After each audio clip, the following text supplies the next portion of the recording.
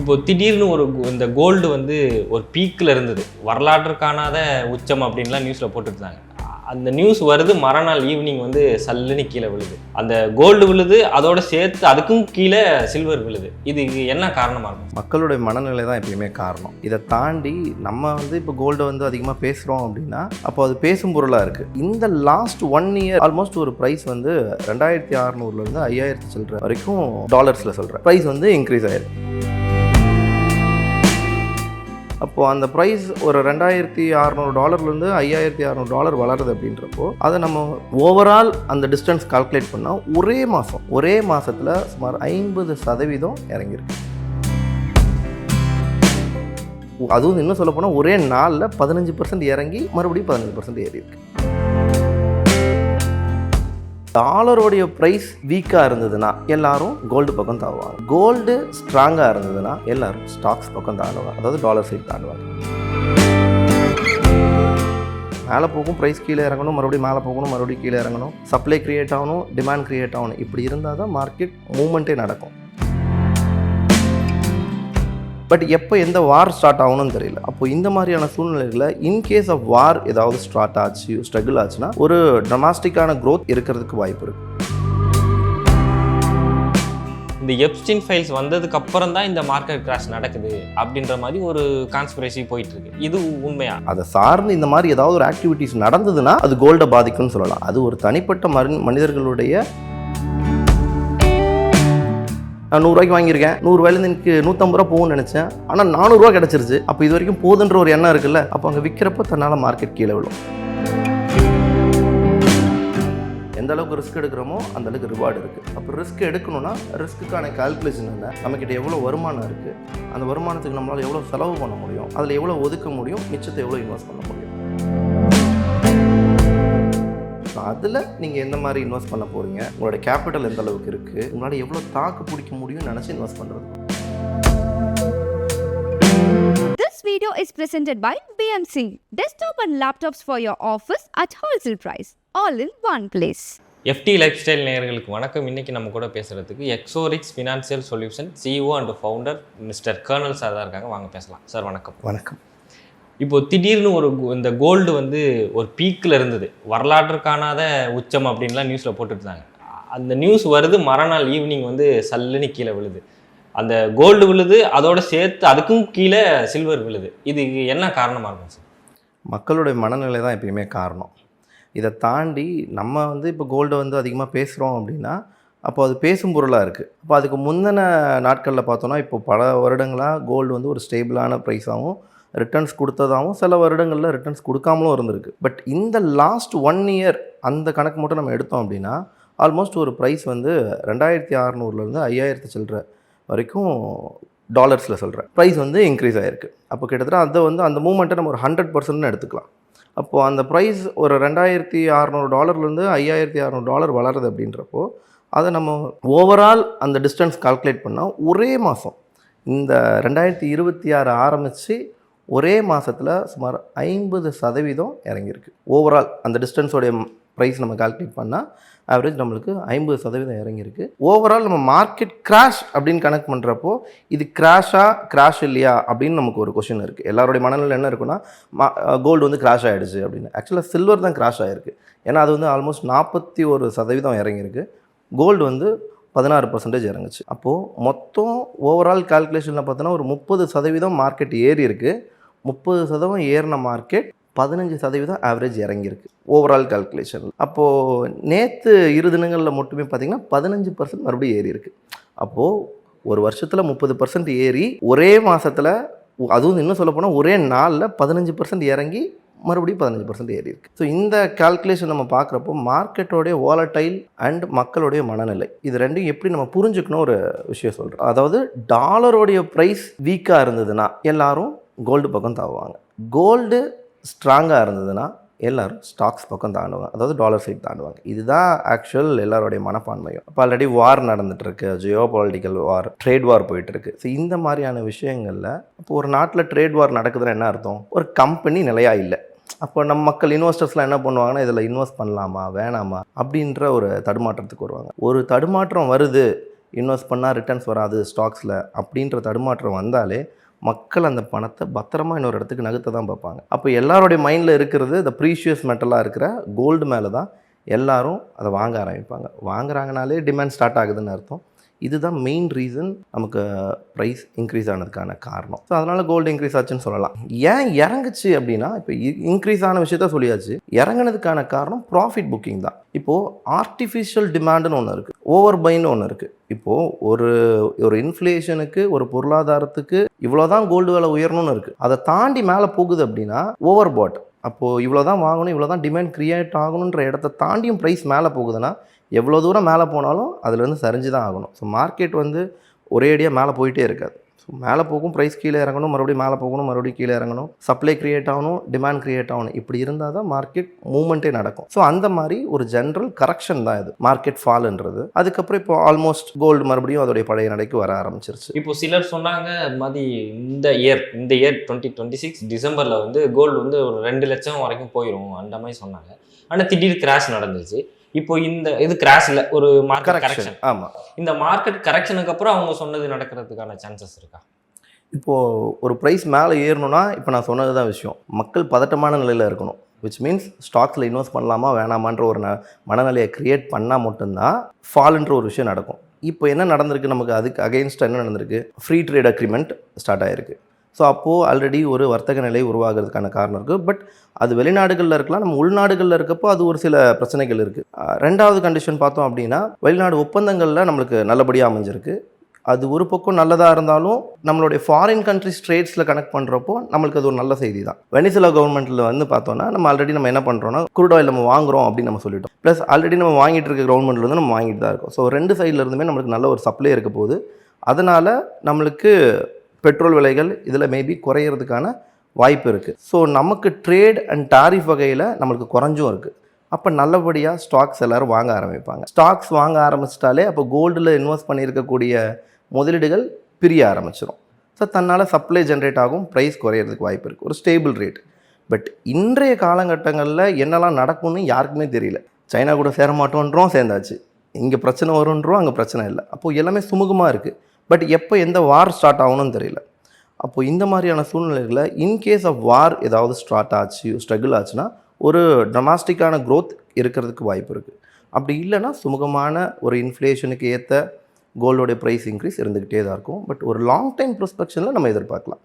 Short டைமில் இப்படி தான் நடக்குன்றது கன்ஃபார்ம் கிடையாது. என்ன காரணத்தினால கன்ஃபார்ம் இல்லைன்னா இன்றைய காலகட்டத்தில் என்ன எது எப்போ நடக்குதுன்னே தெரியல.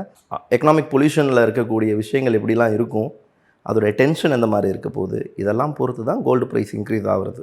பட் எனியோ மார்க்கெட் இன்க்ரீஸ் ஆகுதுன்னா அதுக்கு கண்டிப்பாக ஒரு ரீசன்ஸ் இருக்கும். அந்த ரீசன் வந்தால் தான் ஃபாஸ்ட்டாக க்ரோ ஆகும். இல்லைனா வழக்கம் போல் அதோடைய க்ரோத் ஒரு இயர்லி ஒரு 7 to 8% இருக்க தான் செய்யும். இப்போது இந்த எப்ஸ்டீன் ஃபைல்ஸ் அப்படின்றது தான் நாடு முழுக்க பேசிகிட்டு இருக்காங்க. ஆமாம், இந்த எப்ஸ்டீன் ஃபைல்ஸ் வந்ததுக்கு அப்புறம் தான் இந்த மார்க்கெட் கிராஷ் நடக்குது அப்படின்ற மாதிரி ஒரு கான்ஸ்பிரசி போயிட்டுருக்கு. இது உண்மையா? அந்த ஒரு ஃபைல் வந்தனால இங்கே கிராஷ்? இல்லை இல்லை இல்லை, அது வந்து ஒரு இண்டிவிஜுவல் பர்சனுடைய ஆக்டிவிட்டீஸையும் அவங்களுடைய ப்ரஸ்பெக்ஷனையும் தான் இங்கே காட்டுறாங்களே தவிர அதனால் ஒரு வார் ஸ்டார்ட் ஆகவோ, இல்லை ஒரு இன்ட்ரெஸ்ட் ரேட் குறையவோ, இல்லை ஒரு இன்ஃப்ளேஷன் ஸ்டார்ட் ஆகவோ, இல்லை இது சம்மந்தமான ஒரு ட்ரேட் விஷயம் நடக்கிறதுக்கோ எந்த சம்மந்தமும் இல்லை. அதை சார்ந்து இந்த மாதிரி ஏதாவது ஒரு ஆக்டிவிட்டீஸ் நடந்ததுன்னா அது கோல்டை பாதிக்கும்னு சொல்லலாம். அது ஒரு தனிப்பட்ட மனிதர்களுடைய ஆக்டிவிட்டீஸையும் அவங்களோட பிஹேவியரையும் பற்றின ஃபைல் தான் இல்லையா? அதனால் அவங்களுக்கு ஒரு கெட்ட பேர் வர்றதுக்கோ இல்லாட்டி அவதூறு வர்றதுக்கோ வாய்ப்பு இருக்கே தவிர இது கோல்டுன்றது it's something like people and ஒரு இன்ஸ்டிடியூஷன்ஸ்னால் நடக்கக்கூடிய விஷயங்கள். அதுதான் விஷயம். இப்போ கோல்டு ப்ரைஸ் நமக்கு மேலே ஏறுது இறங்குதுன்றது எதை சார்ந்ததுன்னா, கோல்டு ப்ரைஸ் மேலே இருந்துச்சு, அப்போது ஆட்டோமேட்டிக்காக ட்ரேடர்ஸ் இன்ஸ்டிடியூஷன்ஸ் என்ன பண்ணுவாங்கன்னா ப்ராஃபிட் புக்கிங்னு பண்ணுவாங்க. அப்போ ப்ரைஸ் ஹை ஆனதுனால ப்ராஃபிட் எனக்கு போதும் அப்படின்னு எல்லோரும் என்ன பண்ணுவாங்க, விற்க ஆரம்பிப்பாங்க. விற்க ஆரம்பித்தாலே அது ப்ராஃபிட் புக்கிங்னு சொல்லுவோம் டெக்னிக்கல் வேர்டில். அதாவது நான் 100 ரூபாய்க்கு வாங்கியிருக்கேன், 100 ரூபாயிலேருந்து எனக்கு 150 ரூபா போகும்னு நினச்சேன், ஆனால் 400 ரூபா கிடச்சிருச்சு. அப்போ இது வரைக்கும் போதுன்ற ஒரு எண்ணம் இருக்குல்ல, அப்போ அங்கே விற்கிறப்போ தன்னால் மார்க்கெட் கீழே விழும். இதுதான் அதுக்கான மெயின் சம்பவம், ப்ரைஸ் கீழே இறங்கினதுக்கு. இப்போது இந்த பெஸ்ட் இன்வெஸ்டிங் அப்படின்ற ஒரு கேட்டகரி வரும். சிலர் அன்றாடம் இப்போது மிடில் கிளாஸ் மக்கள்லாம் எதிர்பார்க்குறது ஒன்று, best investing gold, silver, copper, இதில் எது அப்படின்ற கேள்வி வருங்க சார். எதுவாக இருக்கும்? இப்போ நீங்கள் சொல்லுங்கள், பொதுவாக கோல்டு எதில் இன்வெஸ்ட் பண்ணுவோம்? சாரி, இன்வெஸ்ட்மெண்ட்னா எதில் பண்ணுவோம்? எடுத்தவொடனே எல்லாருடைய பார்வையும் கோல்டு மேலே இருக்கும். ரெண்டாவது சில்வர், இது ரெண்டும் இல்லைன்னா காப்பர், இது மூணும் இல்லைன்னா அலுமினியம், அப்படி போகும், அப்படி தாண்டி போயிட்டே தான் இருக்கும். கரெக்டாக? அப்போது நம்மளுக்கு இன்வெஸ்ட்மெண்ட்ஸ் அப்படின்னு பார்க்குறப்ப நிறைய பிளேசஸ் இருக்குது. பட் எல்லாருடைய ப்ரீஷியஸாக பார்க்குறது முதலிடம் கோல்டுக்கு தான். இப்போ கோல்டுன்றப்போ நமக்கு எப்பயுமே கோல்டு நான் ஒரு முதலிடமாக வைப்பேன். ஏன் பர்டிகுலராக நான் கோல்டை முதலிடமாக வைக்கிறேன்னா, ஃபஸ்ட்டு வாலடைல் கம்மி, நம்மளுக்கு அது ஒரு ப்ரீஷியஸ் மெட்டல்ன்றதுனால எல்லாருடைய பார்வையும் கோல்டு மேலே இருக்கிறதுனால அதுக்கு என்றைக்குமே டிமாண்ட் இருக்குது. ப்ரைஸ் இன்றைக்கி இல்லைனாலும் ஃப்யூச்சரில் அது க்ரோ ஆக தான் போகுது. மேபி ஒரு ஷார்ட் டேர்ம் ஃபால் இருந்தாலும் ஒரு லாங் டேர்ம் பெர்ஸ்பெக்டிவில் அதோடைய ப்ரைஸ் வந்து ஒரு ஹை நோக்கி இன்க்ரீஸ் ஆகிட்டே தான் இருக்க போகுது. தென் சில்வர்ன்றது நம்ம எல்லோரும் இண்டஸ்ட்ரி மேட்டர் அது. ஸோ எல்லா இண்டஸ்ட்ரீஸ்லையும் யூஸ் பண்ணிகிட்டு இருக்காங்க. பட் இதில் வாலடைல் அதிகம், ஏறினாலும் அதிகம் ஏறும், விழுந்தாலும் ஹெவியாக விழும். இப்போ ரெண்டுமே தான் ஏறி இருக்குது. பட் அது 16%, இது 40%. ஸோ இந்த ரிஸ்க்கை புரிஞ்சுக்கிட்டு அதில் இன்வெஸ்ட் பண்ணுறது ஆல்வேஸ் பெட்டர். இப்போது பெஸ்ட்டு ஸ்கீம் அப்படின்னு சொல்லுவாங்க இந்த எஸ்ஐபி இது மாதிரிலாம் சொல்கிறாங்க சார். இப்போ எஸ்ஐபி, இன்ட்ராடே, ஸ்டாக்ஸ், இதில் எது நமக்கு ரிஸ்க்கு கம்மி, எது கொஞ்சம் மேஜர் காசு இல்லாமல் நடக்கும்னு நினைக்கிறேன்? மேஜர் காசுன்றது ஒரு ஃபினான்ஷியல், ஒவ்வொருத்தவங்களோட ஃபினான்ஷியல் ஸ்டேட்டஸ் பொறுத்தது ஃபஸ்ட்டு. ரெண்டாவது பாயிண்ட் என்னென்னா அவங்களோட வயசு. இப்போது ஒரு 20லேருந்து ஒரு 30 வயசு இருக்காங்கன்னா அவங்களுக்கு இன்னும் ஓடுறதுக்கான காலங்கள் இருக்குது இல்லையா? இப்போ இந்த வயசில் ரிஸ்க் கொஞ்சம் அதிகம் எடுக்கலாம். அப்போது ஒரு ரிஸ்க் ஃபேக்டர்ன்றது ரிஸ்க் அதிகம் எடுக்கலான்றப்போ இதெல்லாம் அப்போ 3 பிரிச்சாச்சு. நீங்கள் சொன்னது என்னென்னு கேட்டிங்கன்னா, எஸ்ஐபி சொன்னீங்க, இன்ட்ராடே அண்ட் ஸ்டாக்ஸ். ஸ்டாக்ஸ்ன்னு மீன் பண்ணால் ஈக்விட்டி விச் இஸ் இன்வெஸ்ட்மெண்ட், அப்படி போயிடலாம், ஒரு லாங் டேர்ம் இன்வெஸ்ட்மெண்ட் அந்த மாதிரி போயிடலாம். அப்போ இன்ட்ராடேன்றது அன்றாடு எனக்கு ஒரு பணம் வேணும். மூணாவது பார்த்தீங்கன்னா எஸ்ஐபி. ஸோ இதில் வந்து ஒரு டைவர்சிஃபிகேஷன், ஒரு அமௌண்ட் ஒரு 1 லட்ச ரூபா வச்சுருக்காங்க அப்படின்னா ஒரு எஸ்ஐபியில் கொஞ்சம் கொஞ்சமாக இன்வெஸ்ட் பண்ணுறது குட். ஒரு கம்மி ஏஜ் இருக்கிறவங்க கொஞ்சம் எக்ஸ்ட்ரா ரிஸ்க் எடுக்கலாம், தப்பு கிடையாது. ரிஸ்க் ஃபேக்டர்ன்றது எந்த மாதிரி எடுக்கணும்னா, இஷ்டத்துக்கு இன்வெஸ்ட் பண்ணக்கூடாது, அதோடைய ப்ராப்பர் நாலேஜை லேர்ன் பண்ணிக்கிட்டு இன்வெஸ்ட் பண்ணுறது குட். அப்போது இன்ட்ராடேன்னு வரப்போ it is highly risk as well as highly profit. எந்த அளவுக்கு ரிஸ்க் எடுக்கிறோமோ அந்தளவுக்கு ரிவார்டு இருக்குது. அப்போ ரிஸ்க் எடுக்கணும்னா ரிஸ்க்குக்கான கால்குலேஷன் என்ன, நம்மக்கிட்ட எவ்வளோ வருமானம் இருக்குது, அந்த வருமானத்துக்கு நம்மளால் எவ்வளோ செலவு பண்ண முடியும், அதில் எவ்வளோ ஒதுக்க முடியும், மிச்சத்தை எவ்வளோ இன்வெஸ்ட் பண்ண முடியும், அந்த இன்வெஸ்ட்மெண்ட்டுன்னு பிரிக்கிறோம் இல்லையா? அப்போது அவங்க ஒரு சிப்பில் இன்வெஸ்ட் பண்ணிகிட்டு இருக்காங்கன்னா அது ஒரு 40 வருஷம், 30 வருஷம், 25 வருஷம், 20 வருஷம் பிரியுது. இப்போ அதுக்கப்புறம் தான் அவங்களுக்கான ரிட்டர்ன்ஸ் கிடைக்க போகுது. அப்போ அது வரைக்கும் அவங்களுக்கு ஒரு கன்சிஸ்டன்சி இருக்கணும், டிசிப்ளினாக. அதில் ஓகே, இதில் இந்த டேட் வந்துச்சுன்னா அதில் நான் பே பண்ணணும், இவ்வளோ இதுக்காக நான் ஒதுக்கி வச்சுக்கிட்டே இருக்கணும் அப்படின்ற ஒரு டிசிப்ளின் இருக்குது, ஒரு கன்சிஸ்டன்சி இருக்குது. இதே நீங்கள் ஸ்டாக்ஸ் எடுத்துக்கிறீங்கன்னா இது ஒரு ஷார்ட் டேர்ம் பெர்ஸ்பெக்டிவ்லையும் பார்க்கலாம், ஒரு லாங் டேர்ம் பெர்ஸ்பெக்டிவ்லையும் பார்க்கலாம். அப்போது அதோடைய ஒரு டிப்பு வந்தால் நான் வாங்கணும். ஸோ அப்போது அந்த டிப்னா என்ன, எப்போ கீழே இறங்கும் அப்படின்ற ஓரளவுக்கான நாலேஜ் நம்மளுக்கு இருந்ததுன்னா அதில் அவங்க போகிறது கூட்டு. கொஞ்சம் வயசு அதிகமாகிடுச்சு, ஒரு 40 வயசு ரீச் பண்ணுறோம், 50 வயசு ரீச் பண்ணுறோன்னா இப்போ நீங்கள் 80% ரிஸ்க் எடுக்க வேண்டியங்க, நீங்கள் 50 வயசுக்கு அப்புறம் 50% தான் ரிஸ்க் எடுக்கணும். 50 வயசில் போயிட்டு அதிக ரிஸ்க் எடுக்கிறது அட்வைசபிள் இல்லை. இப்போ நீங்கள் ஃபண்ட் மேனேஜர்ஸ், இந்த மியூச்சுவல் ஃபண்ட் மேனேஜர்ஸ்லாம் பார்த்தீங்கன்னா அவங்களுடைய கால்குலேஷன் இது தான்.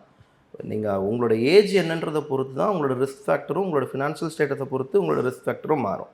ஸோ அதில் நீங்கள் எந்த மாதிரி இன்வெஸ்ட் பண்ண போகிறீங்க, உங்களோட கேபிட்டல் எந்த அளவுக்கு இருக்குது, உங்களால் எவ்வளோ தாக்கு பிடிக்க முடியும்னு நினச்சி இன்வெஸ்ட் பண்ணுறதுக்கு. இன்ட்ராடேன்னு முடிவு பண்ணிட்டீங்க அப்படின்னாலே ஒரு பணத்தை ஒதுக்கிட்டீங்கன்னு அர்த்தம். லாபமும் இருக்கலாம், நஷ்டமும் இருக்கலாம். ஆனால் லாபத்தை விட நஷ்டம் கம்மியாக இருக்கிற மாதிரி நீங்கள் புரிஞ்சு மார்க்கெட் கூட இருந்தீங்கன்னா நல்லது. பட் எப்பயுமே சேஃபர் ஜோன் என்னென்னா ஒரு லாங் டேர்ம் பெர்ஸ்பெக்டிவ் அண்ட் ஒரு சேவிங்ஸ் பெர்ஸ்பெக்டிவ். இப்போது சிப்புன்றது மாசானா இவ்வளோ அமௌண்ட் ஒதுக்குறோம், இல்லாட்டி வாரானா இவ்வளோ ஒதுக்குறோம், இல்லை ஒரு நாளானா இவ்வளோ ஒதுக்குறோம், அப்படி சீட்டு காசு மாதிரி நீங்கள் ஒதுக்கி வச்சுட்டே வரலாம். இப்போ ஒரு நாள் அடைவில் பார்க்குறப்போ அது ஒரு அமௌண்ட்டாக நிற்கும். ஒரு லாங் டேர்ம் பெர்ஸ்பெக்டிவும் அப்படி தான். உங்களுக்கு டென்ஷன் கிடையாது, மென்டல் ப்ரெஷர் கிடையாது. சரி, நம்ம வாங்கி வைக்கிறோம், ஃப்யூச்சரில் எப்படினாலும் ஒரு நல்ல ரேட் வரும், அப்போ விற்றுக்கலாம் அப்படின்ற ஒரு ஃபண்டமெண்டல் பேஸ் பண்ணி, ஒரு டெக்னிக்கல் பேஸ் பண்ணி நம்ம போகலாம். பட் இன்ட்ராடேன்றது இட்ஸ் ஹெவிலி ரிஸ்க், அட்வைசபிளும் இல்லை. பட் நிறைய பேர் பண்ணுறாங்க. But okay. இப்போ அதர் தென் கோல்டு, சில்வர், காப்பர் எதனா வேறு எதனா மெட்டல் இருக்கா சார் இன்வெஸ்டிங்க்கு, அதாவது கம்மி ப்ரைஸில்? இல்லை, நான் எப்பயுமே நீங்கள் என்ன தான் கம்மி ப்ரைஸ்ன்னு சொன்னாலும் நான் சொன்னேன் இல்லையா, இப்போ கோல்டு வந்து 16% இருந்தது, சில்வர் 40%. சேம். இப்போ நீங்கள் அடுத்தது இதை தாண்டி போகிறப்போ அதுக்கு வாலடைல் அதிகமாக இருந்துக்கிட்டே தான் இருக்கும். இப்போ திடீர்னு ஏதாவது ஒரு பர்டிகுலர் மெட்டீரியலுக்கு, இப்போ நம்ம குரோமியம் எடுத்துக்கிறோம் அப்படின்னா அது நிக்கல் இந்த மாதிரியான விஷயங்களுக்கு யூஸ் ஆகுது. அப்போ நிக்கல் யூஸ் பண்ணுறப்போ அதுக்கான சோர்ஸ் வரணும், வந்ததுன்னா அது ஒரு பூம் நடக்கும். ஆனால் இது ரெண்டும் அப்படி இல்லைல்ல. இப்போ கோல்டு, சில்வர் அண்ட் காப்பர்ன்றது அன்றாட தேவைகளை இருந்து சந்திச்சுக்கிட்டே இருக்குது. ஆமா. இப்போ இது 3க்குள்ளேயே இருக்கிறது ஒரு நல்ல திட்டமாக இருக்கும். ஓகே. ட்ரேடிங் மேலே மக்களுக்கு ஒரு பயம் இருக்குது. அது ஒரு வேளை பெருசாக லாஸ் ஆயிருமோ, இல்லை சில நியூஸ் எல்லாம் கேள்விப்படுவாங்க, இது மாதிரி பணம் இழந்ததுனால அவங்க தப்பான முடிவுகள் எடுத்துட்டாங்க அப்படின்ற மாதிரி இருக்கும். இந்த பயம் வர்றதுக்கான காரணம் என்ன சார்? கோல்டு மேலே, ஐ மீன் ட்ரேட் மேலே, ட்ரேடிங் மேலேயே. ஓகே. இப்போ ட்ரேட் மேலே இருக்கிற பயம் ஏன்னா அவங்களுக்கு அது மேலே இருக்கக்கூடிய சப்ஜெக்ட் நாலேஜ் இல்லை. படிக்காமலே சும்மா போயிட்டு பாஸ் பண்ணிட முடியுமா? சேம் த வே. இப்போது ஒரு எல்லாரும் இதே தான் சொல்லுவாங்க, பட் அதுதான் அதுக்கான அர்த்தமும். இப்போ ஒரு காலேஜ் படிக்கிறீங்க, வேலைக்கு போகிறீங்கன்னா 3 வருஷம் படிக்கிறீங்க, அப்புறம் அதில் மாஸ்டர் ஸ்டடீஸ் பண்ணுறீங்க, அதை நீங்கள் ஒரு இன்டர்ன் போகிறீங்க, அப்புறம் ப்ராக்டிக்கலாக போகிறீங்க, வேலைக்கு போகிறீங்க.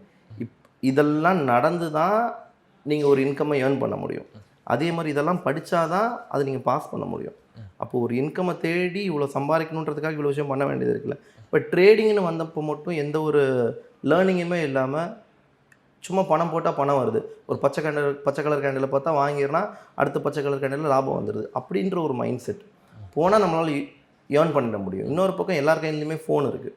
அப்போது எப்போ என்ன தோணும் அப்படின்னா, சரி ஒரு லாபம் வந்திருக்கு, ஒரு 10,000 ரூபா போடுவோம். 10,000 ரூபா போடுறோன்னா சரி ஒரு 10 நிமிஷத்தில் ஒரு 500 ரூபா கிடச்சிருச்சு. ஒரு 2 நாள் 500 ரூபா கிடைக்கிறோன்னே ஆசை வந்துடும். அப்புறம் அந்த 10,000ன்றது 20,000 ஆகும். அந்த 20,000 விட்டுட்டோன்னா அதை போட 1,00,000 வரும். இப்படி தான் அவங்களுடைய கேபிட்டல் இன்க்ரீஸ் பண்ணுறாங்க. அப்புறம் லாஸ் பண்ணவொடனே இது ஒரு இல்லை இதில் லாபமே வராது அப்படின்ற ஒரு முடிவுக்கு போகிறாங்க. பட் இதுக்கான முழுக்க காரணம் என்னென்னா, ட்ரேடிங்கில் ஒரு ப்ராப்பர் நாலேஜ் இருக்கணும். ஒரு இன்வெஸ்ட்மெண்ட்னாலும் ஒரு ப்ராப்பர் நாலேஜ் இருக்கணும். கோல்டே வாங்குறீங்கனாலும் இப்போ எல்லோரும் என்ன பண்ணிடுவாங்க, பயந்து போய் விற்றுருப்பாங்க. பட் இப்போ வாங்க வேண்டிய நேரம், இனிமேல் இறங்குமா இறங்காதான்னு தெரியல. அப்போது ஒரு ஆவரேஜ் கீழே இறங்க தான் கொஞ்சம் வாங்கலாம். அப்போ அங்கேயும் மொத்தமும் வாங்கிடக்கூடாது. 1,00,000 இருக்குன்னா 1,00,000 போட்டு வாங்கிடக்கூடாது. சரி மேபி இன்னும் இறங்கலாம், இறங்காமல் கூட இருக்கலாம். அப்போ இன்னும் இறங்குச்சுன்னா மீதி இன்னும் ஒரு 25,000 போடலாம். இன்னும் இறங்குச்சுன்னா அப்புறம் ஒரு 10,000 போடலாம். இப்படி போடணும். இருக்கிறதுலே உச்சத்துக்கு போனதுக்கப்புறம் இதுக்கப்புறம் இனிமேல் தான் உச்சத்துக்கு போகுது அப்படின்ற மனநிலையில் மொத்த 1,00,000 அங்கே முதலீடு பண்ணக்கூடாது. அப்படி அங்கே பண்ணுறப்போ பண்ணியிருந்தால் இன்னும் 16% லாஸு. இந்த மாதிரியான எண்ணங்களை தவிர்க்கிறது நல்லது. ஓகே. இப்போ இந்த பயம்ன்ற கொஸ்டின் ஏன் கேட்டேன் அப்படின்னா, ஏன்னா கொஞ்சம் எனக்கும் இந்த ஸ்டாக்ஸ் மேலே ஒரு இது இருக்குது. நான் என்ன நினைக்கிறேன்னா, இந்த ஸ்டாக்ஸு ட்ரேடிங் இருக்கிறது வந்து அவ்வளோ ஈஸி கிடையாது. அதுக்கான கேண்டில்ஸ் படிக்கணும், அப் டு டேட்டில் இருக்கணும், பொலிட்டிக்கலாகவும் ஃபினான்சியலாகவும் மார்க்கெட்டில் என்னென்ன சேஞ்சஸ் நடக்குதுன்ற இந்த மாதிரி கொஞ்சம் நாலேஜ் வேணும். இந்த மாதிரி நாலேஜபிள் ஒரு விஷயத்த வந்து ஸ்கேமு, இது வந்து ஒரு மாதிரி புள்ளி பண்ணிடுவாங்க, ஏமாற்றிடுவாங்க. இந்த மாதிரி இப்படி ஒரு கன்வர்ஷனுக்கு வந்ததுக்கான ரீசன் என்ன சார்? என்னென்னா, இதில் பர்டிகுலர் நம்ம சைடில் சவுத் சைடில் ஒரு பிரச்சனை போயிட்டு இருந்தது. என்னென்னா, 1,00,000 கொடு மாதம் 10,000 தரேன், 1,00,000 கொடு மாதம், அந்த மாதிரி ரிட்டர்ன் கொடுத்த ஒரு கம்பெனி கூட கிடையாது. மியூச்சுவல் ஃபண்ட்ஸ் இருக்குது. அவங்க என்ன சொல்கிறாங்க, மியூச்சுவல் ஃபண்ட்ஸ் 10%, 12%, 14% எடுத்துக்க கொடுத்துட்டும் இருக்காங்க. பட் அதுலேயும் ரிஸ்க் இருக்குது, பட் கொடுத்துட்டும் இருக்காங்க. பட் ஒரு மியூச்சுவல் ஃபண்ட்ஸை நம்பி மக்கள் வரதுக்கு ரெடியாக இல்லை. ஏன்னா அது அப்போ அவங்க கூட்டி கழித்து பார்த்தா மாதம் 1%, 2% தான் கொடுக்குது. இது எப்படி நான் எடுத்துக்க, ஒரு 2% போகாது, 1%, 1.5% கொடுக்குது. அதே ஒரு ஆள் ட்ரேட் பண்ணி தரேன்றாரு, அவர் ஒரு மாதமே 10%ன்றாரு. அப்போ ஒரு வருஷத்தில் 120% வந்துடுது. இது நம்மளாலே திங்க் பண்ண முடியாத விஷயம். இப்படி 120% வரும்னா அப்போ வேர்ல்டில் இருக்க எல்லாருமே அதை பண்ணிட்டு போயிடலாமே. அப்போது மக்களுடைய ஆசையும் ஒரு பக்கம் காரணம், இதை பற்றின நாலேஜ் தெரியாதும் ஒரு பக்கம் காரணம். பட் மக்கள் என்ன நினச்சிக்கிறாங்க அப்படின்னா, ட்ரேட் பண்ணால் ஈஸியாக பணம் வந்துடும், ஈஸியாக பணக்காரங்களாகிடலாம், நமக்கு தேவையானதெல்லாம் ஈஸியாக மீட் பண்ணிக்கலாம் அப்படின்னு நினச்சிக்கிறாங்க. பட் அதுக்கு பின்னாடி இருக்கிற ஸ்ட்ரகிள் ரொம்ப அதிகம். எந்த மாதிரியான ஸ்ட்ரகிள்னால், உங்களோட நாலேஜ் இம்ப்ரூவ்மெண்ட் தான். உங்களுடைய பொறுமை, உங்களோட டிசிப்ளின், உங்களுடைய கன்சிஸ்டன்சி, ரிஸ்க் மேனேஜ்மெண்ட். அப்போது நம்மள்கிட்ட என்ன பணம் இருக்குதுன்னு தெரிஞ்சுக்கிட்டு அந்த பணத்துக்கு தான் ரிஸ்க் எடுக்கணும். ஒரு லைஃப் ரிஸ்கிங் தெரியாமல் இருக்கிறது இதில் இருக்கக்கூடிய பெரிய பிரச்சனை. அதனால் எல்லோரும் அப்படி ஒரு தாட், லாஸஸ் ஆனதுக்கப்புறம் தான் அந்த பிரச்சனையே ஆரம்பிக்கும். இது வந்து ஒரு கேம்லிங், இது வந்து செட் ஆகாது, நம்ம ஸ்கேம் ஆகிடுவோம், ட்ரேடிங்கிறதே ஒரு ஸ்கேம் தான் அப்படின்ற மாதிரி இருக்குது. But trading is not a scam. அதை ப்ராப்பராக நாலேஜ் எடுத்துக்கிட்டு அதில் வந்து நீங்கள் புரிஞ்சுக்கிட்டு வரீங்கன்னா இட்ஸ் அ குட் ரிட்டர்ன்ஸ். இப்போது ட்ரேடு ஸ்டாக் இந்த மார்க்கெட்டுக்குள்ளே ஒருத்தவங்க வராங்க, டிஜிட்டலாக சம் கரன்சி பார்க்கலாம் அப்படின்னு வரவங்க வந்து அதிகமாக சொல்கிற வார்த்தை அந்த வாரன் பஃபெட், அவரோட இதை படிங்க, அந்த புக்கை படிங்க நீங்கள் அப்படின்ற மாதிரி சொல்லுவாங்க. ஆக்சுவலாக அது ஒர்க் ஆகுமா? அந்த மாதிரி புக்ஸ் ஒர்க் ஆகும். ஏன்னா அவங்களுடைய ஐடியாலஜி தான் இப்போது ஒருத்தவங்க பாடம் நடத்துகிறாங்க அப்படின்னா அவங்க அதை பற்றி ஏதோ ஒரு நாலேஜ் தெரிஞ்சு வச்சுருக்கிறதுனால தான் அதை பாடமாக நடத்துகிறாங்க. அப்போது இதனால் நான் ஒரு லாபம் அடைஞ்சிருக்கேன், இது மார்க்கெட்டில் ஒர்க் ஆகுது, இந்த மாதிரி நான் ஒரு சக்ஸஸ் ரேஷியோ அடைஞ்சிருக்கேன் அப்படின்னு பார்க்குறப்போ அப்போ மக்கள் அதன் வழியில் போனால் நல்லா இருக்குமே அப்படி. இப்போ நம்ம முன்னோர்களும் அப்படி தான் பார்த்து நடந்து போ, கீழே விழுந்துடாத அப்படின்னு ஒரு வழிகாட்டுறாங்க இல்லையா? அப்போ அதுக்கு எதனால் நம்ம அதை ஃபாலோ பண்ணுறோன்னா, சரி அவங்களாம் முன்னாடி இந்த பிரச்சனைகள்லாம் வந்திருக்கு, இந்த பிரச்சனைலாம் மாட்டிக்காத, இதுலேருந்து தப்பிச்சு வர்றதுக்கு நான் ஒரு புக் வச்சுருக்கேன், இதை வந்து பின்படுத்தினா உனக்கு நல்லாயிருக்கும், அது கொஞ்சம் பின்பற்றிக்கோ அப்படின்னு நம்ம சொல்கிறாங்க. ஸோ அந்த மாதிரி நம்மளும் அதனுடைய வழியில் போகிறப்போ கொஞ்சம் எதுவுமே இல்லாமல் கண்ணை மூடி கணக்குள்ளே குதிக்கிறதுக்கு பதில் கொஞ்சம் நீச்சல் கற்றுக்கிட்டு குளிச்சா ஏதோ கொஞ்சம் நேரம் தாக்கு பிடிக்கலாம்ல. அந்த தாக்கு பிடிக்கிறதுக்காக நம்ம ஒரு சில விஷயங்களை தெரிஞ்சு வச்சுக்க வேண்டியது இருக்குது. அது வாரன் பஃபெட் புக்காக இருக்கலாம், யாரோட புக்காக வேணா இருக்கலாம். பட் ஒரு லேர்னிங்குள்ளே வர்றது நல்லது. பட் புக்கை படிச்சுட்டு நீங்கள் உள்ளே வர்றதுக்கும் புக்கில் நடக்கிற விஷயத்துக்கும் நீங்கள் படிக்கிறதுக்கும் மார்க்கெட்டில் நடக்கிறதுக்கும் லிட்ரலி வேறு ஃபீல்டு இருக்கும். ஏன்னா அங்கே உங்களுக்கு எமோஷன்ஸே கிடையாது. என்ன நடக்கும்ன்றது ரியாலிட்டி சொல்லியிருப்பாங்க. பட் இங்கே அப்படி இருக்காது. இங்கே உங்களுக்கு எமோஷன்ஸ் உள்ள விளாடும். ஏன்னா ஒரு 100 ரூபா போட்டு 2 ரூபா மைனஸ் ஆகிறப்போ பெருசாக தெரியாது. 2000 ரூபா போட்டு 20 ரூபா மைனஸ் ஆகிறப்போ தெரியாது. 2 லட்ச ரூபா போட்டு உங்கள் கண்ணில் 20,000 ரூபா பார்த்தீங்கன்னா அது பெருசு. பர்சன்டேஜ் வைஸ் கூட்டி கழிச்சு பார்த்தா ஒன்றா தான் இருக்கும். ஆனால் 2 லட்ச ரூபா போட்டு 20,000 ரூபா உங்கள் கண்ணில் காட்டுதுன்னா அப்போ உங்களுக்கு பயம் வந்துடும். 10% தான். அந்த 10%க்கு நீங்கள் மார்க்கெட்டை விற்றுட்டிங்கன்னா அது அதோட சரி. அந்த 20,000 ரூபா உங்கள் அக்கௌண்ட்டில் இல்லைன்னு அர்த்தம். ஒரு பட்டன் நீங்கள் அழுத்திட்டீங்க அப்படின்னா அந்த 20,000 ரூபா செகண்ட் உங்கள் அக்கௌண்ட்டில் இல்லை, மீதி 80,000 ரூபா தான் இருக்கும். இதே மாதிரி 4 தடவை போனால் அக்கௌண்ட் காலி. அப்போ எவ்வளோ ரிஸ்க் வைக்கணும்? ஒரு 100% நம்ம ஒரு கேபிட்டல் வச்சுருக்கோன்னா அதில் எவ்வளோ ரிஸ்க் வைக்கணும்னு தெரியணும். அப்போது புக்குக்கும் மார்க்கெட்டில் இருக்கக்கூடிய ரியல் ப்ராக்டிக்கலும் டோட்டலி வேறு. பட் நாலேஜ் தெரியும். ஒரு டிப்பில் இருந்தால் வாங்கணும்னு தெரியும், ஒரு டிப்னா என்னன்னு தெரியும். அது எப்படி செய்முறைக்கு கொண்டு வரதை நீங்கள் ப்ராக்டிஸ் பண்ணி தான் ஆகணும். சார் இப்போ நம்ம நிறையா பேசியிருக்கோம், இதில் எவ்வளோ ரிஸ்க் இருக்குது, எவ்வளோ நம்மள இப்போ நீங்கள் சூப்பராக ஒன்று சொன்னீங்க, இதில் வந்து எமோஷன்ஸ் ரொம்ப விளாடும் அப்படின்ற மாதிரி. இப்போ நீங்கள் ஒரு அகாடமி வச்சுருக்கீங்க, இப்போ உங்கள்கிட்ட வர பசங்கள்கிட்ட நீங்கள் இதை ப்ரியாரிட்டியாக சொல்லுவீங்களா? உங்களோட எமோஷன்ஸை கண்ட்ரோல் பண்ணுங்கள், அதிக லாபம் தருதுன்னு அதிகமாக போடாதீங்க, இந்த மாதிரிலாம் அந்த எமோஷன் கண்ட்ரோல் உங்களுக்கு வேணும்னு நீங்கள் சொல்லி கொடுப்பீங்களா? ஆமாம். இப்போது நம்ம அகாடமிக்கு வரவங்களை பார்த்தோம் அப்படின்னா ஃபஸ்ட்டு கிளாஸ் என்னென்னா உங்கள் பணத்தை லாஸ் பண்ணாமல் இருக்கிறது எப்படி, அதான் ஃபஸ்ட்டு. அதுக்கப்புறம் தான் அடுத்தது எதுவாக இருந்தாலும். அப்போ எமோஷனல் கண்ட்ரோல் பண்ணணும்னா சைக்காலஜியாக நீங்கள் ஸ்டேபிளாக இருக்கீங்களான்னு பார்ப்போம். நான் நிறைய வீடியோவில் சொல்லியிருக்கேன். இங்கே வந்தோடனே ஃபஸ்ட்டு தண்ணி குடிக்க தான் வைப்பேன். தண்ணி குடிக்கிறதே ஒரு பெரிய கிளாஸ். அதுலேயே உங்கள் பொறுமையாக வளர்ந்துருவீங்க. ஸோ அப்போது அங்கே உங்களோட பேஷன்ஸ் ஸ்டார்ட் ஆகுது. இப்போ எந்தளவுக்கு உங்களால் பொறுமையாக இருக்க முடியுது, ஒரு ரிஸ்க்கை எப்படி கால்குலேட் பண்ணுறதுன்னு தான் ஃபஸ்ட்டு கிளாஸ். அப்போது மார்க்கெட்டில் நீங்கள் பணம் வச்சுட்டே இருந்தீங்கன்னா லாபம் பண்ணிகிட்டே இருக்கலாம். பணமே இல்லைன்னா நீங்கள் லாபம் பண்ண முடியாது. அப்போ உங்களுக்கு கான்ஃபிடென்ட் என்ன வேணும்னா, என் பணம் என்னை விட்டு போகாது அப்படின்ற கான்ஃபிடென்ட் வந்துச்சுன்னா எமோஷனல் கண்ட்ரோல் ஆகிடும். அந்த எமோஷனல் கண்ட்ரோல் எப்போ பயம் வரும்னா, எவ்வளோ லாஸ் ஆக போதே தெரியல, எனக்கு எவ்வளோ தான் லாஸ் ஆகுனே தெரியலனா தான் அங்கே பயம் வரப்போகுது. எனக்கு இவ்வளோ தான் லாஸ் ஆகும், இவ்வளோ ப்ராஃபிட் ஆக போகுதுன்ற கால்குலேஷன் படி நீங்கள் உள்ளே இருந்துட்டிங்கன்னா உங்களுக்கு எந்த பிரச்சனையுமே கிடையாதுல்ல. அப்போது என்னோடய அகாடமியில் நான் சொல்லித்தரது எல்லாருக்கும் பர்டிகுலராக ரிஸ்க்னா என்ன, எவ்வளோ கேபிட்டல் வேணும், நீ என்ன வேணால் பண்ணு, நீ தப்பாக கூட ட்ரேட் எடு, தப்பு இல்லை, ஆனால் ரிஸ்க் கால்குலேஷன் கரெக்டாக இருக்கணும். புரியுதுங்களா நான் சொல்கிறது? ஸோ மார்க்கெட்டில் இருக்கக்கூடிய மனநிலையை ஃபஸ்ட்டு கட்டுப்படுத்துறது தான் முதல் condition, emotional control. Emotional control தெரியணும்னா மார்க்கெட்டில் நாலேஜ் வேணும். மார்க்கெட்டில் நாலேஜ் இல்லைனா பயம் வந்துகிட்டே தான் இருக்கும். மார்க்கெட் நாலேஜ் வந்துருச்சுன்னா பயம் இருக்காது. ஆவரேஜ் பண்ண தெரியும், லாஸ் ஆனால் அதை எப்படி ரெக்கவர் பண்ண தெரியும், இது எல்லாத்தோடய என் பணம் லாஸே ஆகாதுன்ற ஒரு கான்ஃபிடென்ட் வந்துடுவீங்க. ஸோ இந்த மாதிரியான விஷயங்கள்லாம் இருக்குது. இப்போ நீங்கள் சொல்கிறது எப்படி இருக்குன்னா, விழு ஆனால் சாவுற அளவுக்கு போய் விழுந்துடாத அந்த மாதிரி. ஆமாம். ஏன்னா உங்களுக்கு தெரியணும்ல, இப்போது நான் கீழே விழுந்தா எனக்கு எந்த அளவு எவ்வளோ தூரத்துலேருந்து விழுந்தால் நான் குதிக்க முடியும்னு தெரியும். நீங்கள் மட்டும் 3வது மாடிலேருந்து கீழே குதிச்சு நான் குதிக்கிறேன் அப்படின்னு சொல்ல முடியாதுல்ல. அப்போ ஒரு லைக் ஒரு 10 மீட்ரு உயரத்துலேருந்து குதிக்கிறதுக்கும் ஒரு 1 மீட்ரு உயரத்துலேருந்து குதிக்கிறதுக்கு வித்தியாசம் இருக்குது. அப்போ என் உடம்பு 1 மீட்ரு உயரத்துலேருந்து குதிச்சேன்னா நான் தாங்குவேன்னு தெரியும். ஒரு 10 மீட்டர்லேருந்து குதிக்கிறேன் நான் அப்படின்னா அது விஷயம் இல்லைல்ல. இப்போ நம்மளோட பாடி கண்டிஷன் எந்த அளவுக்கு ஹைட்லேருந்து குதிச்சா தாங்குன்றது உங்களுக்கு தெரியணும். அதே மாதிரி தான் மார்க்கெட்லேயும் எவ்வளோ அடிப்பட்டால் நம்ம தாங்குவோம். இப்போ ஒரு நாளைக்கு 1% ரிஸ்க் வைக்கிறது அட்வைசபிள். அதே நீங்கள் 5% வச்சிங்க அப்படின்னா 20 ட்ரேட்லேயே மொத்த அக்கௌண்ட்டும் காலி. இப்போ 1% வைக்கிறீங்கன்னா உங்களுக்கு 100 தடவை நீங்கள் ட்ரேட் எடுக்கலாம். ஸோ இந்த கால்குலேஷன் தான்.